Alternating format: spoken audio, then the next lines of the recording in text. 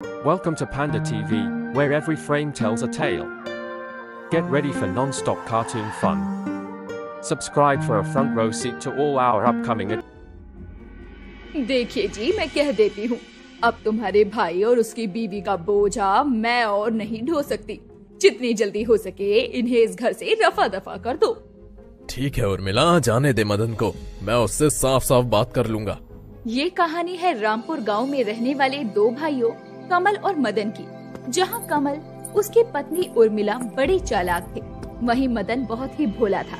कमल अपने घर में मदन और उसकी पत्नी तुलसी को रखने के बदले उसे दिन भर खेतों में मजदूरी से भी बढ़कर खटवाता और 2 वक्त की रोटी के बदले कई गुना काम करवाता। उसी शाम मदन माटी से सना थका हारा घर लौटता है। अजी, आ गए आप? हाँ तुलसी, खाने में क्या पकाया है? बड़ी जोर की भूख लग रही है। अजी, भरवा भिंडी बनाई है, आपको बहुत पसंद है ना? जेठी और जेठानी जी खा चुके हैं, सो मैंने चूल्हा बुझा दिया है। आप जल्दी से हाथ मुंह धो लीजिए, मैं गर्मा गर्म रोटियां पका देती हूँ। इतने में उर्मिला और कमल आते हैं। तभी उर्मिला ताने कसते हुए कहती है, हाँ हाँ, पेट भर के खिलाओ अपने पति को भरवा भिंडी और रोटी। घर में तो जैसे मुफ्त का राशन आ रहा है। क्या बात है भाभी, आप नाराज लग रही हैं? भैया से कुछ बात हुई क्या? मदन, अब हम दोनों भाइयों के बीच बंटवारा हो जाना ही चाहिए तो बेहतर होगा। अब हमारे बच्चे भी हो गए हैं। ये ले, मैंने अपने पास बस 2 बीघा जमीन ही रखी है, पर तुझे 4 बीघा जमीन दे रहा हूँ। इससे ज्यादा मैं और कुछ नहीं कर सकता तेरे लिए। देख लो देवर जी, ये तो तुम्हारे भैया का दिल इतना बड़ा है जो अपने पास बेचारे 2 बीघा जमीन को रखकर चुपचाप 4-4 बीघा जमीन बोने को दे रहे हैं। अच्छा बनकर दिखाने के लिए असल में उर्मिला और कमल ने मदन और तुलसी के साथ छल किया था। बेचारे दोनों गरीब पति पत्नी अपनी गठरी लेकर घर से निकल जाते हैं। अजी, आपने जीवन भर अपने भैया भाभी की सेवा की और आज उन्होंने एक ही झटके में हमें घर से दूध में मक्खी की तरह से निकाल दिया। तुलसी, उनके यहाँ हमारा दाना पानी बस इतने तक ही लिखा था। अब हमें अपनी झोपड़ी खुद ही तैयार करनी होगी। मगर झोपड़ी बनाएंगे कहाँ? यहाँ पर ही बना लेते हैं, खेत के जमीन पास पड़ेगी। इधर उधर से फूस इकट्ठा करके दोनों झोपड़ी बनाकर रहने लगते हैं। अगले दिन मदन और तुलसी जमीन पर जाते हैं, जहाँ जमीन की बंजर हालत देखकर दोनों का मन उदास हो जाता है। अजी, ये क्या? ये जमीन तो पूरी तरह से बंजर पड़ी है, इस पर क्या बोएंगे और क्या उगाएंगे? तभी मैं सोचूं कि भैया ने मुझे 4 बीघा जमीन क्यों दी, लेकिन इस जमीन के टुकड़े के सिवा हमारे पास है ही क्या? तुलसी, हमें इस पर कोशिश करनी होगी। बेचारे दोनों पति पत्नी कड़ी चिलचिलाती धूप में उस बंजर जमीन पर फावड़ा चलाने लगते हैं। ऐसे ही दिन बीतता है और तुलसी गर्भवती हो जाती है। सुनो जी, जल्दी ही हमारे घर में लल्ला आने वाला है, तुम पिता बनने वाले हो। क्या सचमुच तुलसी, तुमने मेरे जीवन की मुझे सबसे बड़ी खुशी दे दी। तभी ये कहते हुए एकदम से मदन उदास हो जाता है। समझ में नहीं आ रहा कि मैं खुश हूँ या दुख हूँ कि इस गरीबी में हम दोनों जी रहे हैं।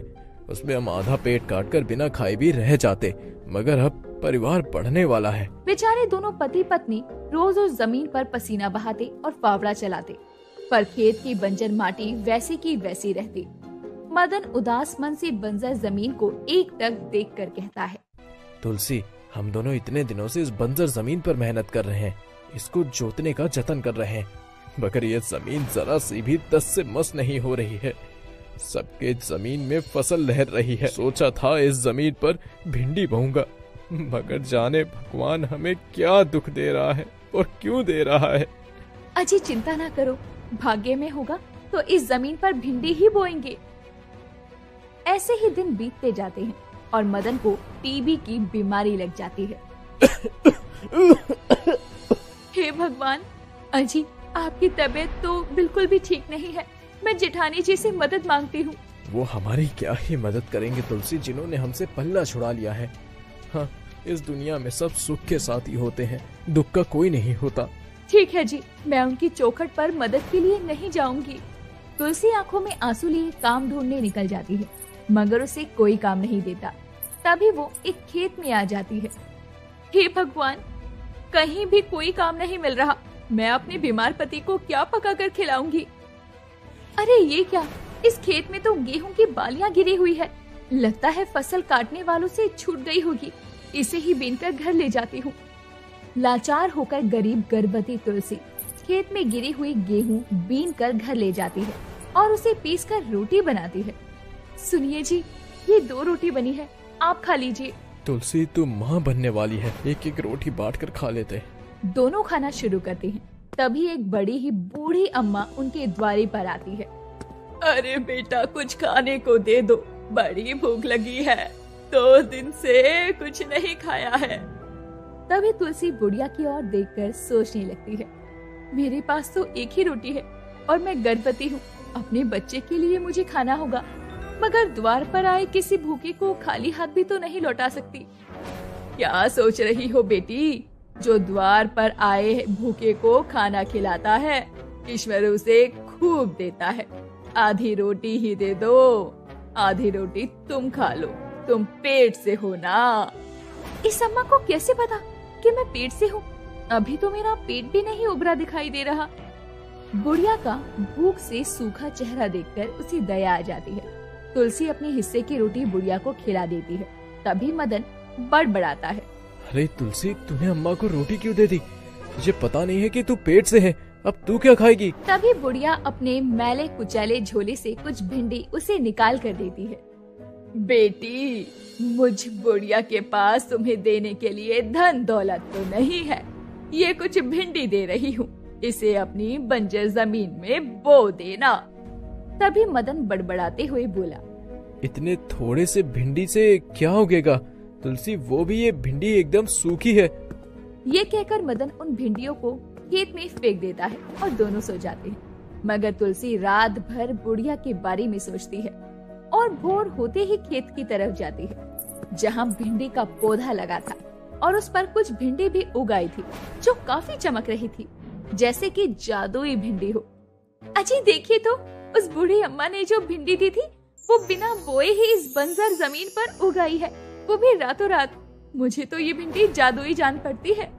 अरे तुलसी, इस बंजर जमीन में 4 भिंडी क्या उग गई? तुझे जादू लगने लगा? इतनी सी भिंडी का क्या करेंगे? अगर टोकरी भर भी निकलती तो बाजार में बेच आते, पर इसमें कुछ नहीं है। अजी कोई बात नहीं, भगवान ने अगर हमें थोड़ी भिंडी दी है तो भी ठीक है। इस ताजे भिंडियों से मैं तरकारी और भात बनाती हूँ।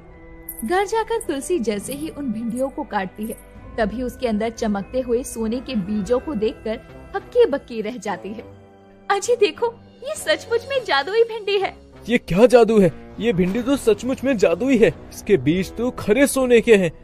तुलसी, इसे बेचकर तो हमारी गरीबी दूर हो जाएगी। ये कहकर एकदम से मदन बुढ़िया के संग किए गए अपने बर्ताव को याद करने लगता है, जिसे सोचकर उसकी आंखों में आंसू आ जाते हैं। तुलसी, मैं अपने दुख में इतना ज्यादा डूब गया था कि बूढ़ी अम्मा पर बड़बड़ा गया, मगर उनको भगवान ने ही हमारी मदद करने के लिए भेजा था।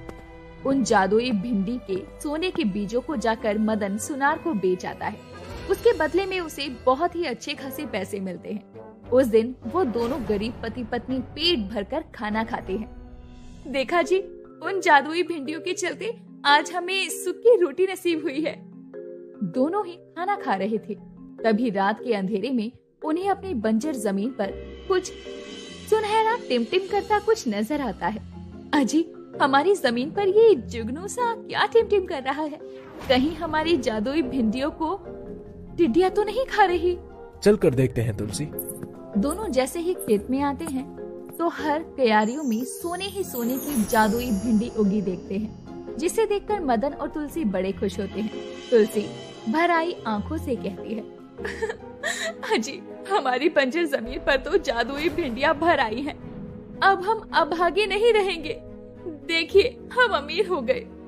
दोनों सारी जादुई भिंडियों को तोड़कर घर लाते हैं। मदन उसे सुनार को बेच देता है और मिले पैसों से बहुत बड़ा घर बनवाता है। पर जैसे ही ये बात कमल और उर्मिला को पता लगती है, तभी मेरी एक बात समझ में नहीं आ रही। तुमने तो अपने मंदबुद्धि भाई को बंजर जमीन दी थी ना, फिर वो इतने नोट कहाँ से छाप रहा है? वो भी इतना बड़ा घर बना लिया उसने। दाल में कुछ तो काला है उर्मिला, चल कर देखते हैं। लालची कमल और उसकी पत्नी मदन और तुलसी की तरक्की से जल उठते हैं और उन पर नजर रखने लगते हैं। तभी एक दिन वो मदन और तुलसी को जादुई भिंडी तोड़ते देखते हैं। अजी ये देखो, ये जादुई भिंडी आज एक और नया करिश्मा दिखा रही है। जैसे ही मैं एक तोड़ रही हूँ, ये दूसरी उग रही है। इतने में दोनों खेत में आ जाते हैं। अरे चलो भागो यहाँ से, तुम दोनों ने बहुत राज भोग लिया इन जादुई भिंडियों से। ये जमीन तो हमारी है। जेठानी जी, आप हमारे साथ ऐसा कैसे कर सकती हैं? पहले भी आपने हमें बंजर जमीन दे दी और आज उस पर जादुई भिंडी क्या उगाई? आप तो इस जमीन पर अपना हुक्म चला रही हैं। अरे मदन, अपनी बीवी के मुंह में थोड़ी लगाम लगाओ, और ये जादुई भिंडी अब मेरी है, मेरी। इसके सोने के बीज बेचकर मैं सबसे अमीर बन जाऊंगा। लालच लिए हुए जैसे ही दोनों जादुई भिंडी के खेत में पैर रखते हैं, तभी खेत की जमीन धंसने लगती है और दोनों दलदल में डूबने लगते हैं। अरे राम जी, ये जादुई भिंडी का खेत दलदल में कैसे बदल गया? अरे कोई बचाओ मुझे। ये सब तेरे लालच के चलते हो रहा है उर्मिला। मदन, मुझे बचा ले, भाई हूँ मैं तेरा। अभी से लालच छोड़ दूंगा मैं। मुझे ये जादुई भिंडी नहीं चाहिए। कमल के ये कहते ही जादुई भिंडी का खेत फिर से वैसा का वैसा हो जाता है, जिसके बाद कमल और उर्मिला वहाँ से भाग जाते हैं और वहीं मदन और तुलसी उन जादुई भिंडी से गरीब लोगों की भलाई भी करते हैं। Thank you for being a loyal viewer of our channel and the mystery. We appreciate your support. Stay tuned for more thrilling twists and turns.